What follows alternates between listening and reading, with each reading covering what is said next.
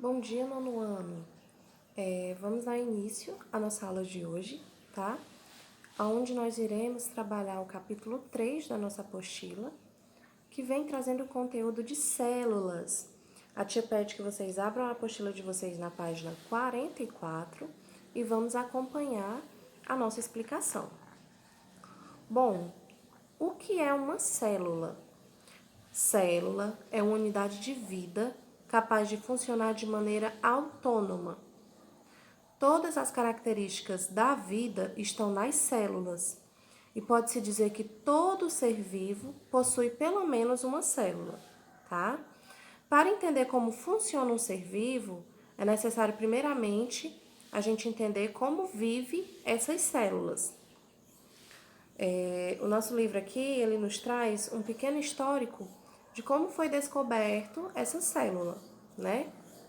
Nos diz que o primeiro cientista que usou o termo célula foi o inglês Robert Hooke, né? Que, embora ele não lidasse com a biologia, Hooke ele foi um dos primeiros pesquisadores a utilizar um microscópio para estudar os seres vivos, né? E ele registrava o que via e ele publicou esses registros num livro, num volume chamado de Micografia, em 1665. Nesse livro, um dos destaques era uma pulga vista ao microscópio. Entretanto, a página ela ficou mais famosa quando ele descrevia as cavidades encontradas numa lâmina de cortiça.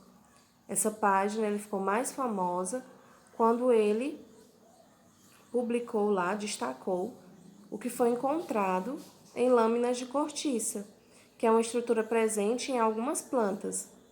E Hooke chamou essas estruturas de células, que células, ela vem do latim cella, que significa pequena cavidade. Mais de 150 anos depois, outros dois cientistas, né, estabeleceram a teoria celular, que diz que todo ser vivo é formado por células. E essas células, nós podemos classificar elas em duas características.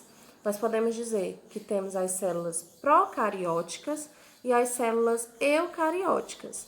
Agora vamos definir cada uma delas. Bom, meus amores, como nós podemos acompanhar aqui na nossa apostila, as células procarióticas, elas vêm do grego protos, que quer dizer primitivo, e carion, que quer dizer núcleo. São células mais primitivas e simples. Elas não apresentam um núcleo organizado, ou seja, o material genético dessas células, os cromossomos, não fica separado do citoplasma por uma membrana nuclear, que é a carioteca. Então, as células procarióticas, elas são células mais simples, certo? E nós temos as células eucarióticas, que vem do grego eu, verdadeiro, e carion, núcleo. São células estruturalmente mais complexas, pois elas possuem um núcleo bem organizado, dentro do qual há o material genético, além de outras estruturas dispersas pelo citoplasma, tá bom? Nós iremos entender melhor cada uma dessas células quando a gente for estudar as características dessas células, né? Quando a gente for estudar a estrutura dessas células. Então, a gente vai conseguir identificar bem direitinho cada parte delas. Virando a página da nossa apostila, agora na página 45, nós vamos falar um pouquinho do tamanho dessas células, tá? As células, meus amores, elas normalmente são tão pequenas que elas não são medidas em milímetros, mas em uma unidade 1000 vezes menor, o micrômetro, tá? E para as estruturas que estão nos interiores dessas células, são usadas uma unidade de medida ainda menor, tá? Que é o nanômetro. A gente pode observar aqui na nossa apostila as unidades de medida, o que corresponde a cada um dessas unidades que a tia acabou de falar para vocês.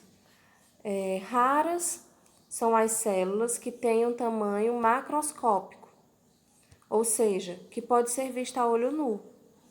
A gema dos ovos é um exemplo de célula grande que pode ser vista sem nenhum instrumento de ampliação, como uma lupa ou um microscópio, tá certo?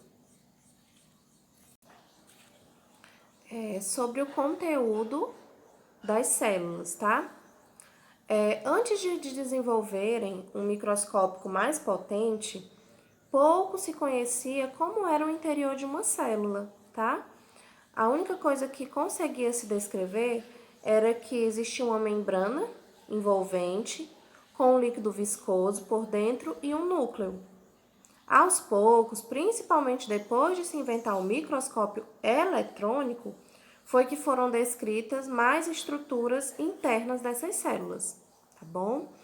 E agora a gente vai falar um pouquinho sobre o microscópio, né? O que é esse microscópio, tia, que a gente consegue visualizar essas células? O microscópio, gente, é um aparelho que permite ampliar, né, em muitas vezes, imagens ou coisas pequenas ou microscópicas. Bom, gente, não se sabe ao certo, né, quem inventou esse microscópio. Mas cita-se o nome de um holandês, que o microscópio inventado foi que dava um aumento pequeno, tá? Tinha apenas uma lente. E se a gente comparar ao que Hooke usou depois, que apresentava duas lentes multiplicando a ampliação, esse microscópio ele ainda era bem simples, né? Hoje, há dois tipos básicos de microscópio. Nós temos os microscópios ópticos e temos os microscópios eletrônicos. Vamos identificar cada um deles. Bom, gente, no microscópio óptico, há dois sistemas de lentes, tá? As lentes oculares e as lentes objetiva. A luz, ela passa pelo material a ser visto, depois a imagem é ampliada pela objetiva e essa ampliação é multiplicada pela ocular, tá bom? Usando-se uma ocular com ampliação de 10 vezes e a objetiva com ampliação de 40 vezes. O aumento será de 10 vezes 40, de 400 vezes, né? Aumentado aquilo que está ali reproduzido. Iremos virar agora a página da nossa apostila, na página 46, e a gente vai entender melhor o que é esse microscópio óptico e o que é um microscópio eletrônico. Deixa a tia virar a câmera aqui para vocês. Bom, gente, nós temos aqui a ilustração de um microscópio óptico, tá? E cada uma das partes dele, que é o que a gente vai identificar agora. Bom, nós temos a base, que essa base é o apoio do microscópio que vai sobre uma bancada. Nós temos o braço, tá? Que esse braço é a parte que comunica a base com as demais partes do microscópio. Nós temos a mesa ou a platina, que é a peça redonda ou retangular com a abertura no centro, por onde passa os raios luminosos. Nós temos o tubo ou canhão, que é um cilindro que liga os dois sistemas de lentes, tá? Nós temos o revólver, que é uma peça ligada à base do tubo, a qual estão presas as lentes objetivas, e é capaz de girar como o tambor de um revólver, permitindo a troca da objetiva que vai ser usada. Temos os parafusos, macrométrico e micrométrico, tá? Para aproximar ou afastar a platina da objetiva. O parafuso macrométrico faz esse movimento rapidamente, enquanto o parafuso micrométrico faz esse movimento lentamente. Temos a fonte de luz. Essa fonte de luz é uma lâmpada ou um espelho preso à base. Temos o condensador.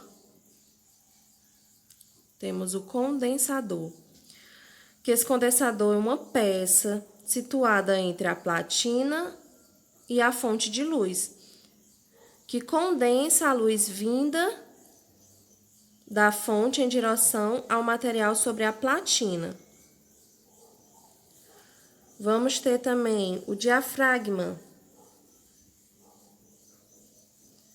que chamamos de diafragma ou de íris. Fica próximo ao condensador e abre ou fecha comandado por uma pequena alavanca.